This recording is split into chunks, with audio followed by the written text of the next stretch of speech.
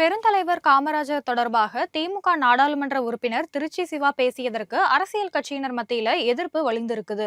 இது தொடர்பா எக்ஸ் தளத்துல கருத்து தெரிவிச்சிருக்கும் காங்கிரஸ் கட்சியோட நாடாளுமன்ற உறுப்பினர் ஜோதிமணி, பெருந்தலைவர் காமராஜரோட நேர்மைக்கும் நிர்வாக திறமைக்கும் மட்டுமில்ல எளிமைக்கும் பெயர் போனவர் அப்படிங்கிறது உலக அறியும் உண்மை அப்படின்னு குறிப்பிட்டிருக்காரு. தமிழகத்துல காமராஜர் கால் தடம் படியாத இடம் கிடையாது அப்படின்னும், ஆச்சரியப்படக்கூடிய அளவுல தமிழகத்துல மூலை முடுக்கெல்லாம் பயணம் செய்த ஒரு தலைவர் அப்படின்னும் சொல்லியிருக்காங்க.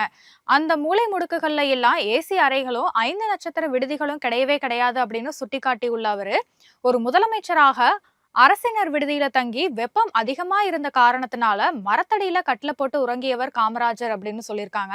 தனக்கு காவலுக்கு நின்றவங்களை கூட உறங்க சொல்லிட்டு தனித்தே உறங்கி பழக்கப்பட்ட எளிமையான ஒரு மனிதர் தான் காமராஜர்னு குறிப்பிட்டிருக்காங்க. ஏசி அறை இல்லாம காமராஜர் உறங்கவே மாட்டாரு அப்படின்னு சகோதரர் திருச்சி சிவா சொல்வது உண்மைக்கு முற்றிலும் புறம்பானது. என்னுடைய தலைவர் காமராஜருக்கு எதிராக கடந்த காலத்துல அரசியல் காழ்ப்புணர்ச்சியோட பரப்பப்பட்ட கட்டுக்கதைகளோட தொடர்ச்சியாகவே இதை பார்க்க வேண்டி இருக்கு அப்படின்னு ஜோதிமணி பதிவிட்டிருக்காரு. காமராஜர் வாழ்ந்த வீட்டிற்கு காங்கிரஸ் கட்சி வாடகை கொடுத்து வந்தது அப்படின்னும், அது அவருடைய சொந்த மாளிகை அப்படிங்கிறது போல திமுக பரப்பிய கட்டுக்கதைகளாலேயே காமராஜர் அப்படிங்கிற இந்த மண்ணுடைய மாபெரும் ஆளுமை தேர்தல் களத்துல வீழ்த்தப்பட்டது அப்படிங்கிறது தான் வரலாறு அப்படின்னு சொல்லியிருக்காங்க.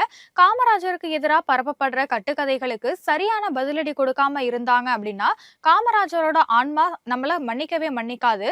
அவருடைய பெயராலேயே காங்கிரஸ் கட்சி நம்ம தமிழ் மண்ணுல இன்றளவு வரைக்குமே அரசியல் களத்துல இருக்கு அப்படிங்கறத ஒவ்வொரு காங்கிரஸ் தொண்டரும் நினைவுல வச்சுக்கணும் அப்படின்னு ஜோதிமணி எக்ஸ் தளத்துல பதிவிட்டிருக்காரு.